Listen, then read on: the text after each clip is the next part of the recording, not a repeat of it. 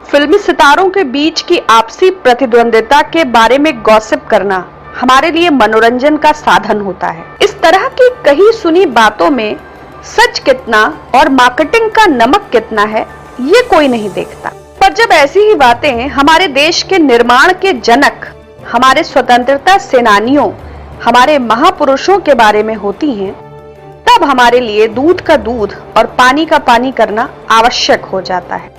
आज देश में सरदार वल्लभ भाई पटेल बनाम पंडित जवाहरलाल नेहरू के बीच के रिश्तों को लेकर कई कहानियां चल रही हैं। ये लोग कहते हैं कि गांधी जी, कांग्रेस और नेहरू ने मिलकर सरदार पटेल पर अन्याय किया। आइए तथ्यों और प्रमाणों को देखकर सत्य जानते हैं। पटेल और नेहरू के संबंध कैसे थे?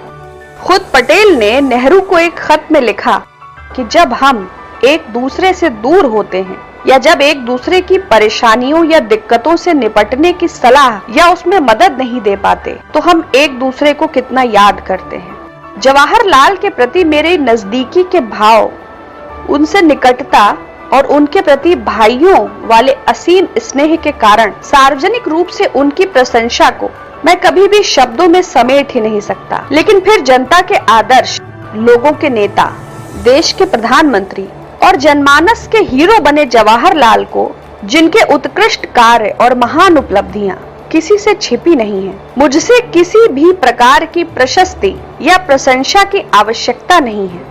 13 जनवरी 1949 को गुजरात में सरदार पटेल की मूर्ति का अनावरण करते हुए पंडित नेहरू ने कहा, आजादी की लड़ाई में सरदार पटेल एक साहसी योद्धा थे।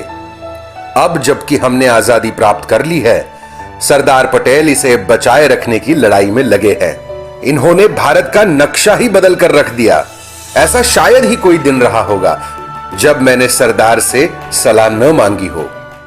नेहरू और पटेल के निजी पारिवारिक संबंध इतने गहरे थे कि नेहरू ने अपने जीते जी अपनी बेटी इंदिरा गांधी को ना कभी चुनाव का टिकट दिया, ना सरकार में कोई पद। पर नेहरू ने पटेल की बेटी मनीबेन को 1952, 1957 और 1962 में कांग्रेस का प्रत्याशी बनाया और वे 2 बार सांसद भी बनी। 1964 से 1970 तक मनीबेन कांग्रेस पार्टी की राज्यसभा सदस्य थी। गांधी जी की हत्या के बाद सरदार पटेल को नेहरू की सुरक्षा की इतनी चिंता थी कि वो रात को ठीक से सो भी नहीं पाते थे। इस चिंता से सरदार पटेल अस्वस्थ थे कि नाथूराम गोडसे की विचारधारा के लोग अब बापू के बाद देश के सबसे बड़े नेता को भी खत्म करना चाहते हैं। 2 अक्टूबर 1950 को सरदार पटेल ने अपने भाषण में कहा था कि अब चूंकि महात्मा नहीं रहे, नेहरू ही हमारे नेता हैं। जब पटेल का खुद नेहरू के बारे में यह कहना था, तो कोई यह कैसे कह सकता है कि नेहरू के प्रधानमंत्री बनने से पटेल नाखुश थे या वो स्वयं प्रधानमंत्री बनना चाहते थे? क्या 70 सालों बाद कुछ लोग भारत रत्न लौह पुरुष सरदार पटेल का करियर गाइडेंस करेंगे? 1947 से 1950 तक भारत के उप प्रधानमंत्री और गृह मंत्री के रूप में सरदार पटेल ने पंडित नेहरू के साथ मिलकर देश की बागडोर संभाली और पहाड़ों जैसी चुनौतियों का दोनों ने कंधे से कंधा मिलाकर सामना किया।